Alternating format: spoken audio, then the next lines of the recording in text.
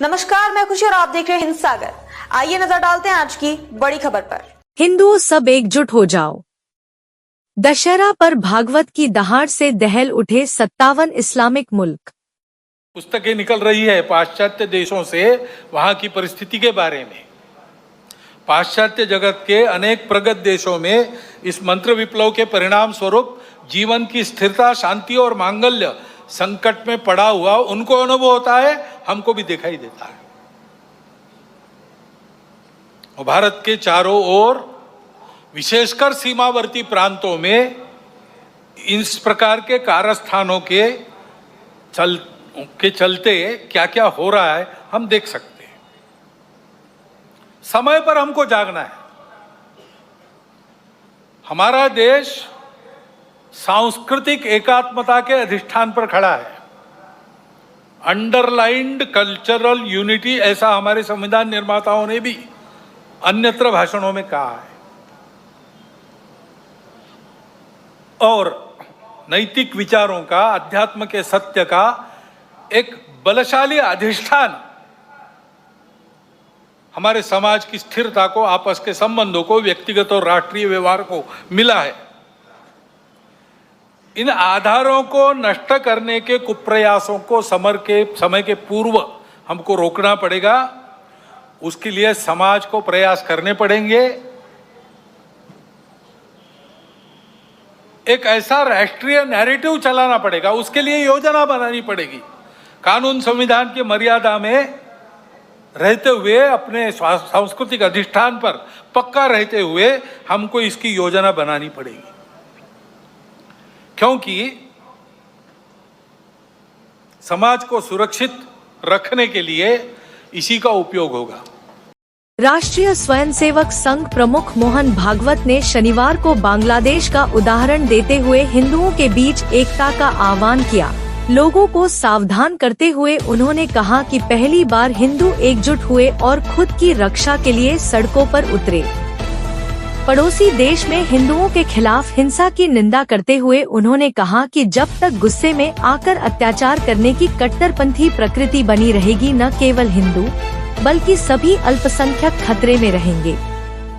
आज यहां आयोजित वार्षिक विजयादशमी कार्यक्रम को संबोधित करते हुए भागवत ने कहा कि बांग्लादेश में जो हो रहा है वह भारत के हिंदुओं के लिए भी एक सीख है। इसीलिए हमें एकजुट और सशक्त होने की जरूरत है।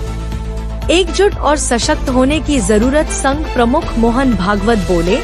हमारे पड़ोसी बांग्लादेश में क्या हुआ, इसके कुछ तात्कालिक कारण हो सकते हैं और जो लोग चिंतित हैं वे इस पर चर्चा करेंगे, लेकिन मूल मुद्दा हिंदुओं के खिलाफ बार बार होने वाले अत्याचार है। पहली बार हिंदू खुद को बचाने के लिए एकजुट हुए, लेकिन जब तक यह कट्टरपंथी हिंसा जारी रहेगी तब तक न केवल हिंदू बल्कि सभी अल्पसंख्यक खतरे में हैं। उन्हें पूरी दुनिया के हिंदुओं से समर्थन की जरूरत है और भारत की सरकार को इसमें कदम उठाना चाहिए। आरएसएस प्रमुख ने बांग्लादेश में बढ़ते उस नैरेटिव के खिलाफ भी चेतावनी दी जिसमें भारत को एक खतरे के रूप में देखा जाता है। उन्होंने उल्लेख किया कि बांग्लादेश में ऐसी चर्चा चल रही है कि उन्हें पाकिस्तान का साथ देना चाहिए क्योंकि उसके पास परमाणु शक्ति है, क्योंकि उन्हें भारत से खतरा है। उन्होंने कहा कि जिस देश को इसके निर्माण में पूरा समर्थन मिला वह अब भारत के खिलाफ इस तरह के नैरेटिव को बढ़ावा दे रहा है। भागवत ने इस बात पर भी जोर दिया कि अगर हम कमजोर हैं तो हम अत्याचार को आमंत्रित कर रहे हैं।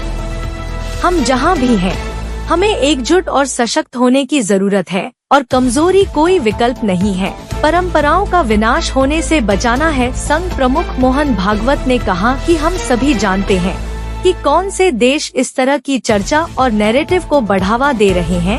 हमें उनका नाम लेने की जरूरत नहीं है। उनकी इच्छा भारत में भी ऐसी स्थितियां पैदा करने की है। भागवत ने कहा, भारत को रोकने के लिए ऐसे उद्योग चलाए जा रहे हैं।